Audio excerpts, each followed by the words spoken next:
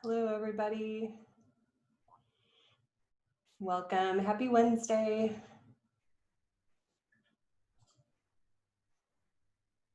Lots of folks connecting. Give you guys a couple minutes, or not a couple minutes, couple moments here to connect. I'm Erin. For anyone I haven't met, this is going to be a yin practice this evening, and I will get into that a little bit more as we settle in. Anyone having trouble hearing me? If you just want to give a thumbs up if you're on video and you can hear well. Okay, thanks, Karen. Awesome. All right. So this will be a 40-minute practice this afternoon, this evening. So we'll get right into it. If you have a blanket or a towel available to use as a prop, that will only serve to help you get a little more cozy in some of the postures. So feel free to go grab one if you don't have one. We're going to get started in a prone shavasana. So come onto your belly. And most of the poses I will join you for, but this one, just so I'm not talking face down into the mat, I will remain where I am as you get settled in. So as you come onto the belly, you have a couple options. You can turn your head to one side, maybe stack the palms, resting your forehead on top of your top hand. And of course, if that doesn't work for your body, just flip over onto your back and start on your back. So as you come into this first shape, this place where you will enter your practice, just start to notice everything that's going on within your body, within your mind, your emotions, your breath. I know that's a lot, and there's a lot happening right now. So one of the things that yoga really does for us, especially during uncertain times, is it helps us to gain a sense of ease in situations that are not easy. And we practice this on the mat through asana, through postures. And then hopefully we can take it off the mat with us to weather whatever is thrown our way. And like I said, there's a lot right now. So just notice what you're showing up with without even attempting to shift or alter anything, just accepting what is happening with you right now. Let your breath start to deepen in this first space.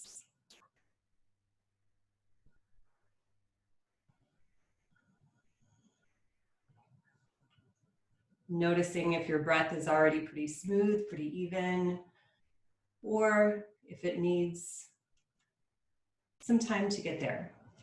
It's all okay.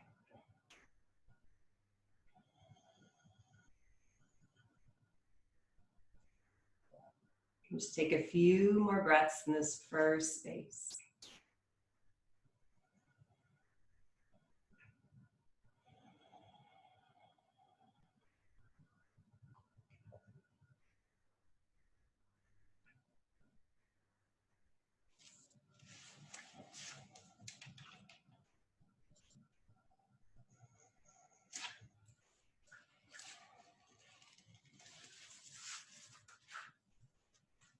And take another deep inhale. Let your breath out. And start to find your way back into some movement. Maybe just rolling your forehead, temple to temple. Moving your fingers, your toes. And our next place we will come to is Sphinx pose. So from your belly, you'll prop up onto your elbows Making sure that the elbows are stacked right underneath the shoulders, and forearms form a nice 11 shape. So if your elbows are back or they're too far forward, it'll require a little more effort to lift your chest. So try to stack those joints, shoulders over elbows, and then really let your shoulders drop away from your ears and allow your low back to start to relax. Also notice if you are gripping through your hamstrings, your glutes, and try to release in those areas as well. Allow your eyes to close down once again if they opened up as you made the transition. So our yin practice is a very inward practice. Really focusing on what's going on inside the body versus what the shape necessarily looks like. We have this benefit practicing from home here that we really don't need to worry about anybody else watching us, looking at what our pose looks like. So really tuning into how it feels.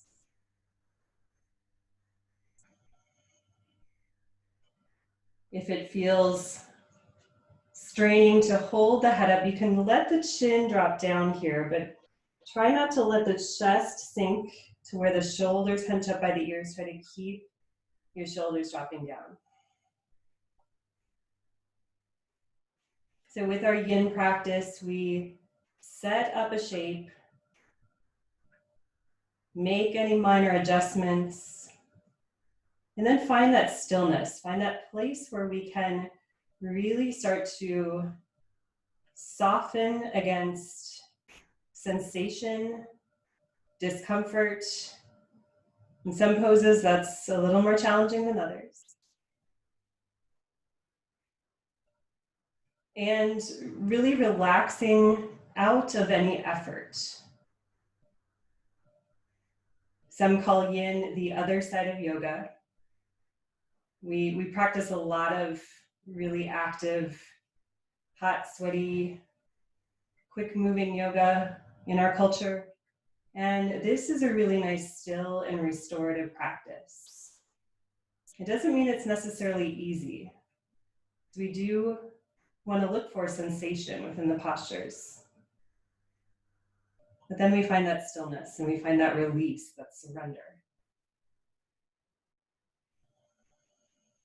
Keep your breath going.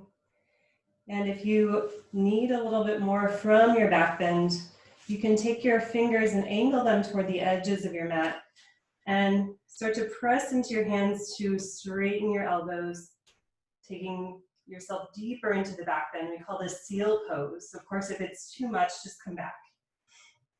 We'll just be here a little bit more.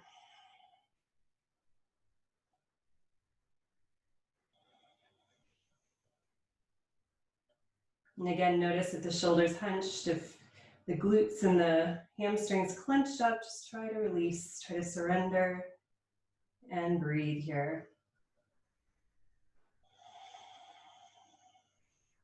2 more breaths.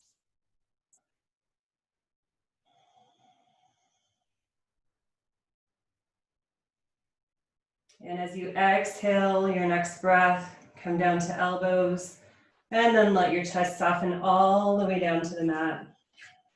Maybe stack those palms once again. You can windshield wipe your feet side to side to release the low back.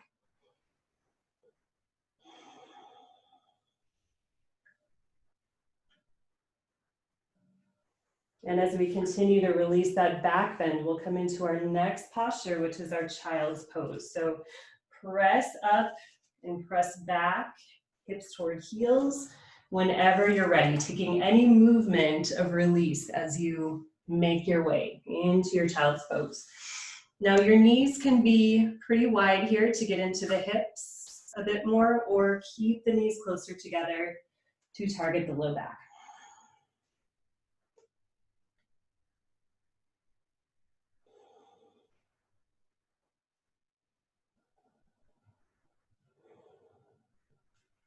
The arms might continue reaching forward.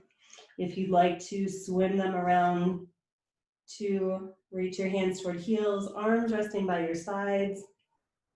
It's all perfectly good. Just find where you can work and breathe in this posture. If the mat feels a little bit elusive, maybe grab your blanket, place it under your forehead just to bring the mat up to you a couple of inches.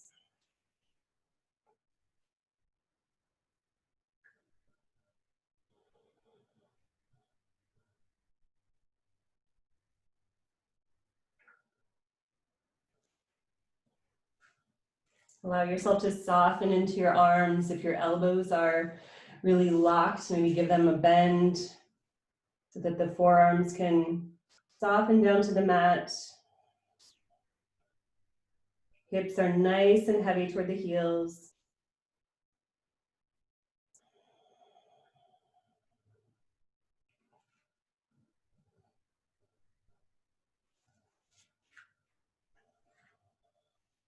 Keep breathing in your child's pose.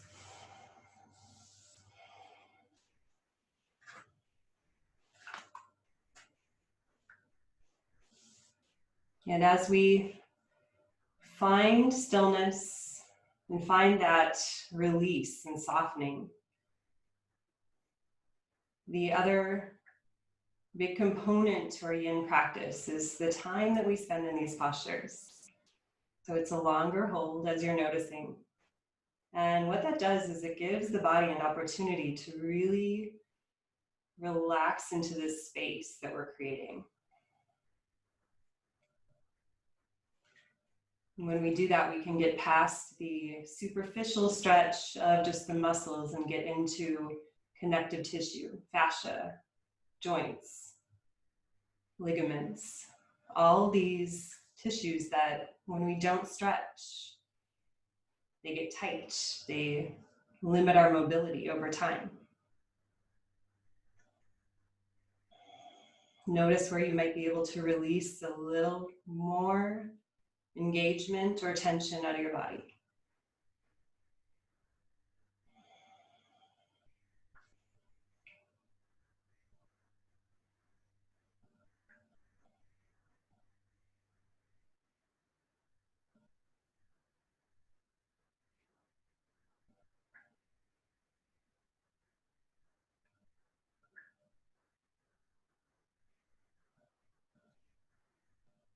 Let's take a few breaths more.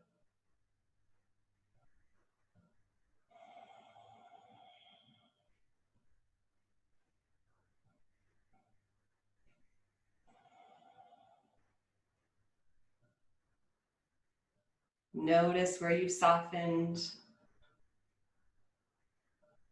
Notice maybe where sensation has built or where it has dissipated. And the next time you are ready to breathe in, start to rise up out of your child's pose.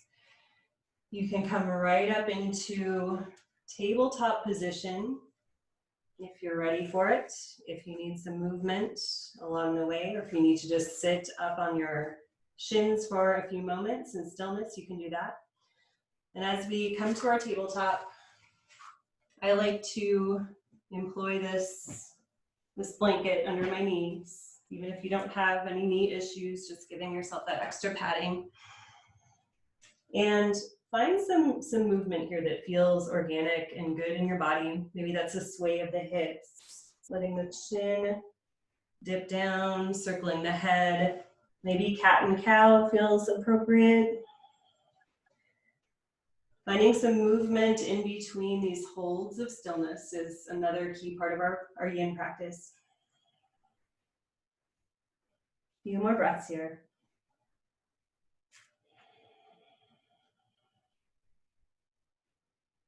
Good, and then we'll land in your tabletop, stacking those joints again, hips above knees, shoulders above the wrists. Maybe your left hand scoots in a little bit here and pressing through that left palm. We'll inhale the right arm way up high, opening the chest. Big breath. And on the exhale, thread that right arm under the body, bringing your right ear down to the mat. And laying the back of that right arm down onto your mat or floor.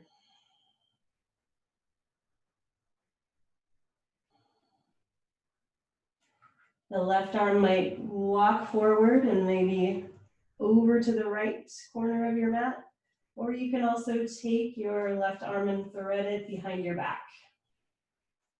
Whatever feels good here. You can even leave that hand right where it is. And then as you settle in, notice where you can loosen your grip. Is that right arm still kind of stiff and tense? Maybe give your elbow a bend. Relax your fingers. Relax the muscles of your face. And breathe. Breathe right where you're at.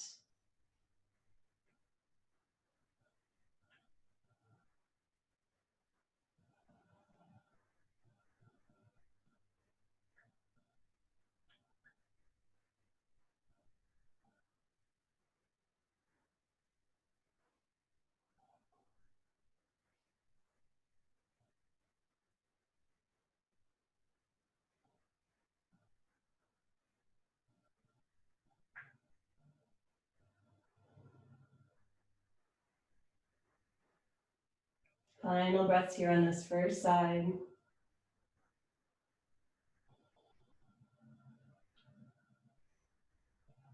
Start to return your left hand in front of your face. And with a big breath, we'll press back up, unwinding. Reach that right arm back up high, let it feel good.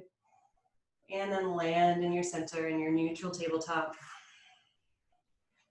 Taking a round of cat-cow or whatever you need here in between your two sides. And once you're ready, you'll lift the left arm up. Big breath. And exhale, thread it under.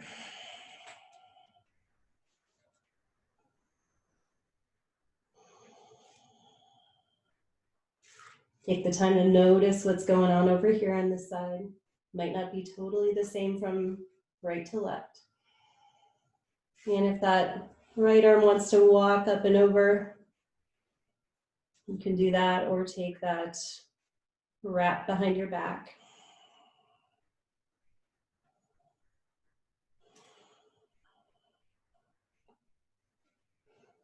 Notice where sensation comes up. Breathe into it. If sensation starts to go away as you settle, it's okay to move around, to adjust. And of course, if anything becomes too intense or painful in any way, just back up off of the pose a little bit, or maybe change it entirely. It's all good. It's your practice.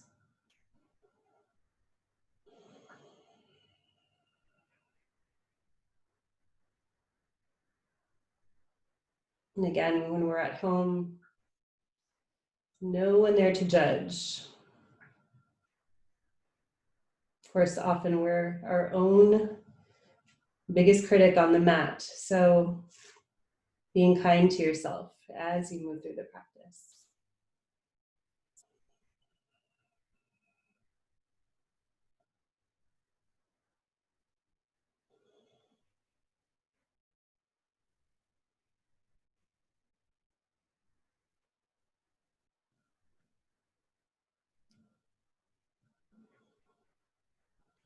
Let your breath flow nice and smoothly.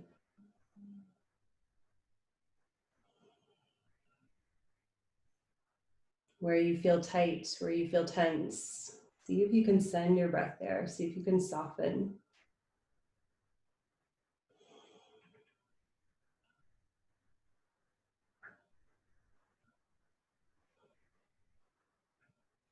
Last couple of breaths here.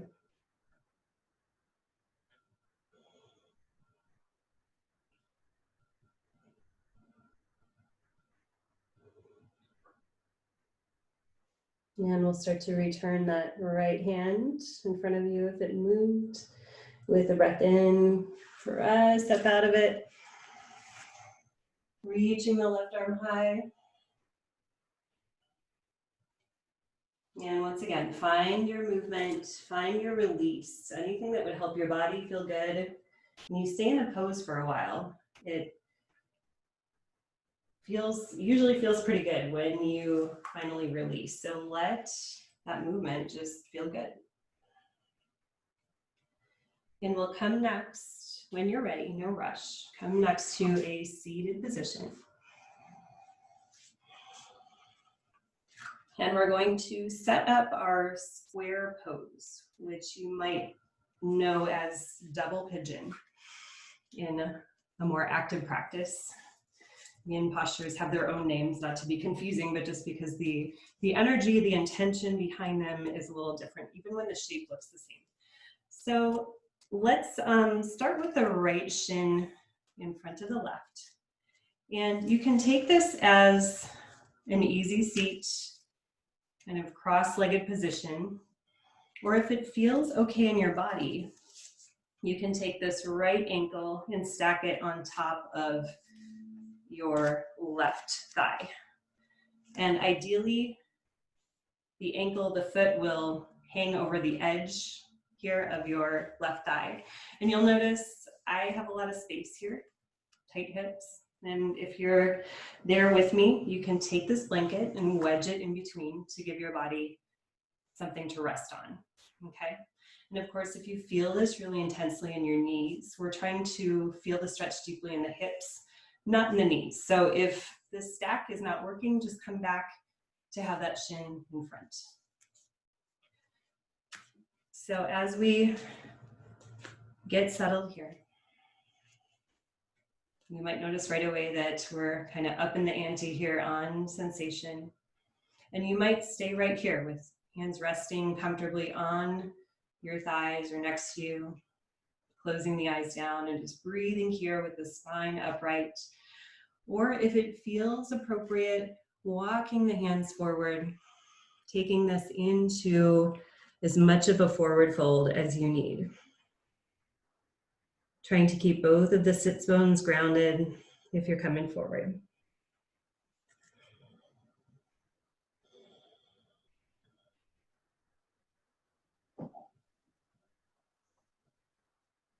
Notice what comes up.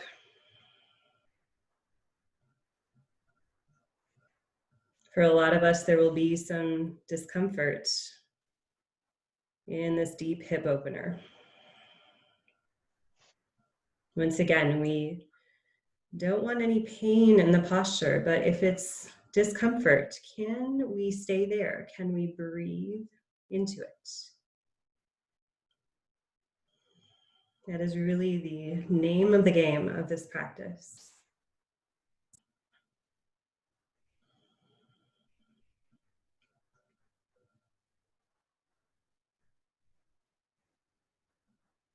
And all of us right now are really being put into a place where we are outside of our comfort zone in every facet of life right now. You might be working from home, homeschooling your kids, changing your daily routine in every possible way. Not to mention the uncertainty of the whole situation. And it is uncomfortable. It's hard. Some days are easier than others.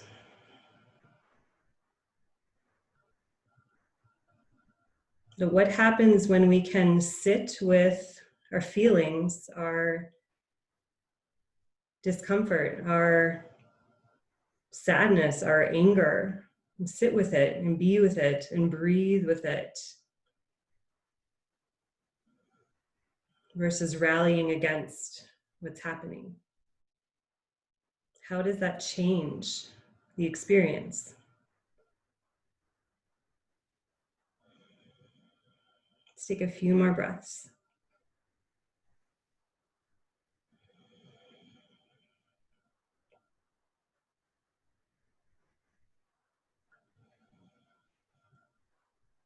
As you prepare to release, really press your palms into the floor, into the mat to restack your spine, coming upright.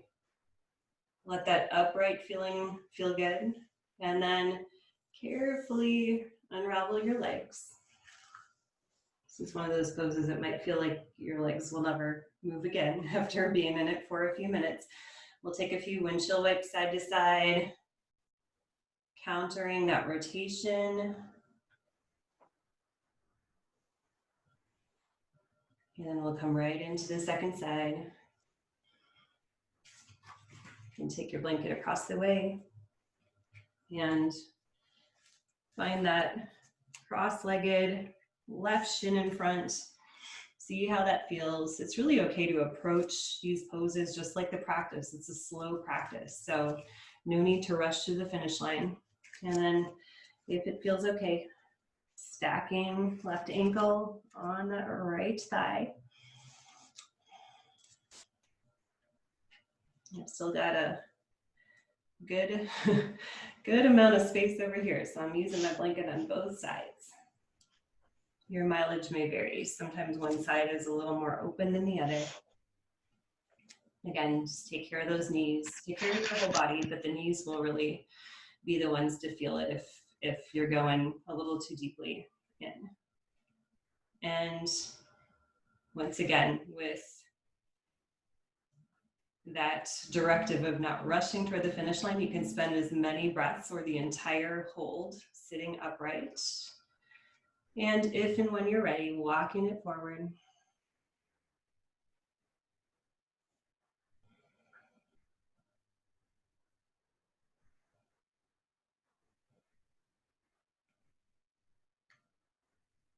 Try to really find that grounding through your sit bones.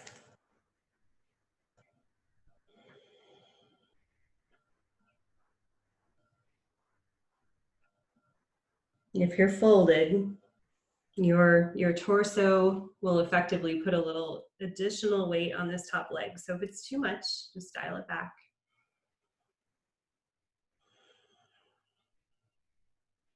Try to soften where you can. Hands and feet, notice if they're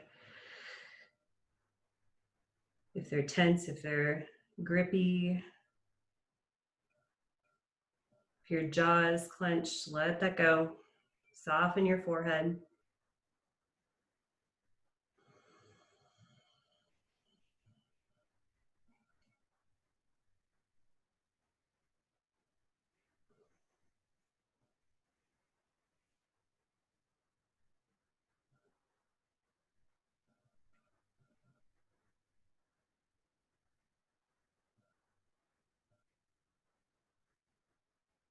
So I read a great quote about yin yoga from Bernie Clark, who is a guru of yin. And it says, and I'm paraphrasing here, that we don't use we don't use our body to get into our yin poses. We use the yin poses to get into our body.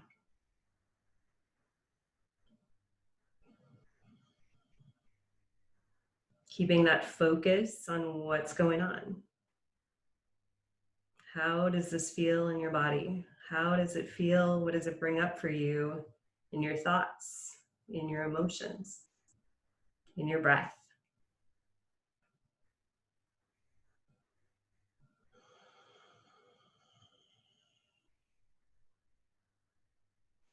See where you can soften even further into the posture.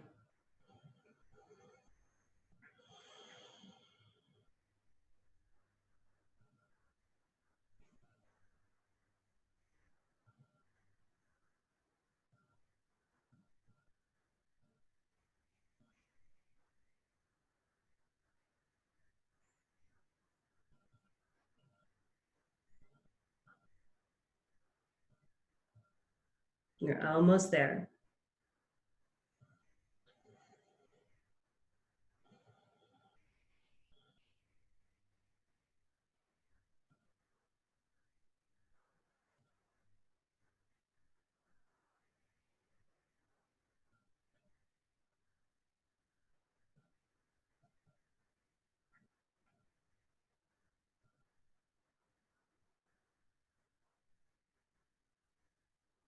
Take another big deep breath in. And as you breathe out, press that floor away. Stack the bones of your spine. Uncross your legs, lean back to release your hip flexors. And then we can take those nice windshield wipers, giving a little internal rotation to counter the external. And if you did fold forward, if your hands are behind you, you can lift the chest up and drop your head back, opening up, countering that forward fold. You can do that regardless, it feels good. And then for our last posture before our Shavasana, we're going to actually come up onto our feet. We don't do a lot in yin on the feet. This will cut off my head, but that's okay. So we're going to do a little variation on dangle pose, which is a standing forward fold. You can have your blanket nearby, just in case, and take your feet a little bit wider. Normally we have feet together hip width or so in dangle, but take it a little bit wider if it's comfortable in your body. And find your footing here. Find your weight distribution between your toes and your heels. Just feel nice and rooted. Take a nice deep breath in. And then as you breathe out, tuck your chin into your chest and start to roll your spine all the way down.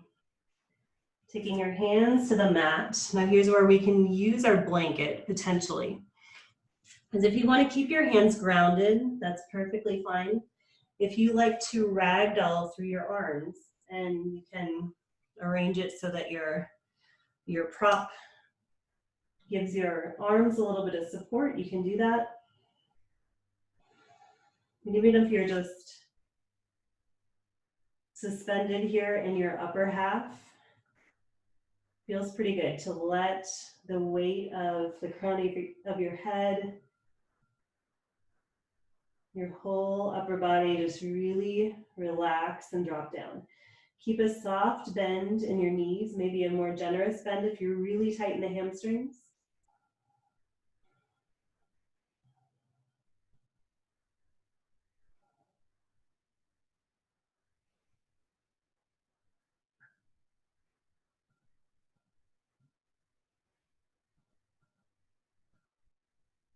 Feel yourself continue to soften as you drop in right here.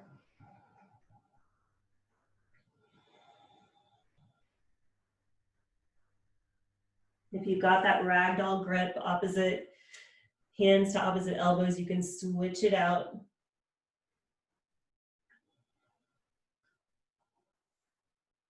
I like to tuck the backs of my hands into the crooks of my elbows, just so I'm not gripping as much. Ears are right between the biceps if you can.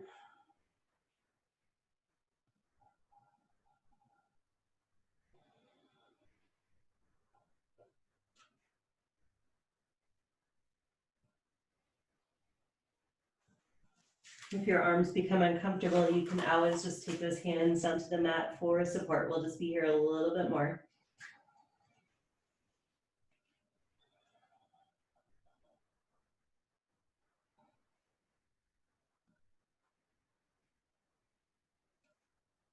Take another deep breath.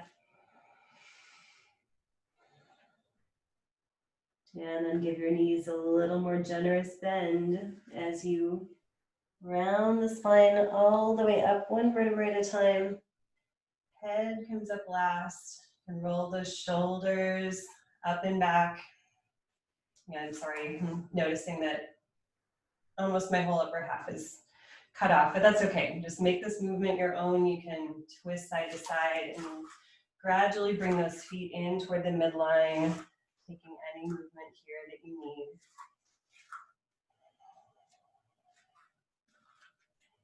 And we'll make our way back down to the mat. And the good news here, you're on your feet. So if you want to move over toward the wall, for legs up the wall for your Shavasana, this would be a great time to make that shift. And if you would prefer a more traditional Shavasana, you can just spread out onto your back. You can roll your blanket and place it behind your kneecaps. Anything that will help make you comfortable. If you do take your legs up the wall, you can use a folded blanket underneath your tailbone just to give yourself some lift and support. So find that place where you will close your practice.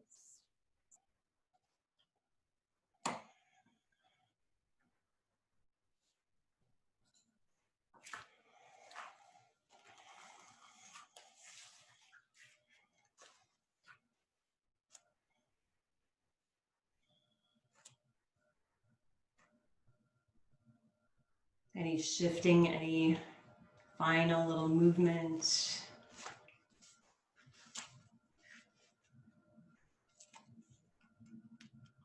let yourself be totally complete in your practice, comfortable. Even if there's another pose you would like to add in before you find that final shape.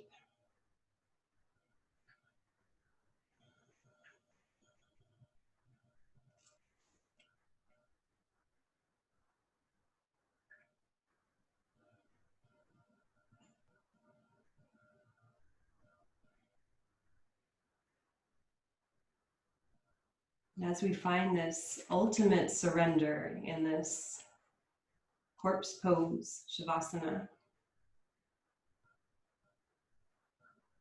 let any remaining tension soften out of your body.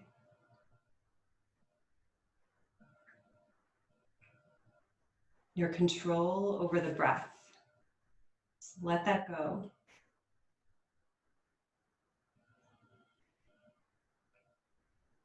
Let your face relax. Let your thoughts relax. Just let everything go right here.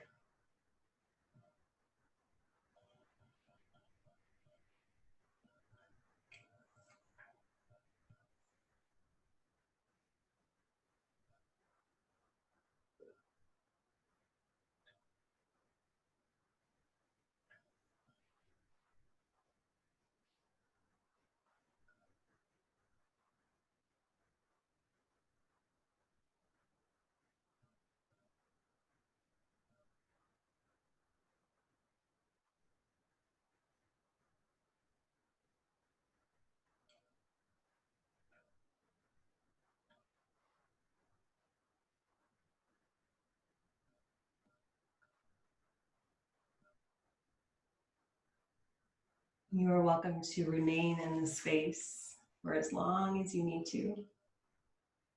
Just keep your Shavasana as long as it would serve your body.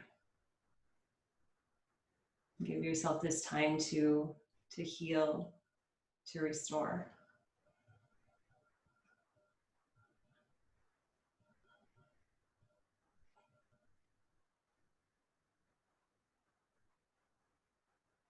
If you're ready to come back into movement, just do so gently, wiggling your fingers, wiggling your toes, moving your head side to side. Maybe take a full body stretch.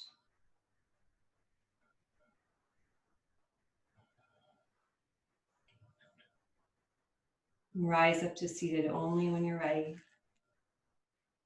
And let your hands press together at your heart center. Thank you so much for joining me this evening for practice. It's truly my honor. Namaste.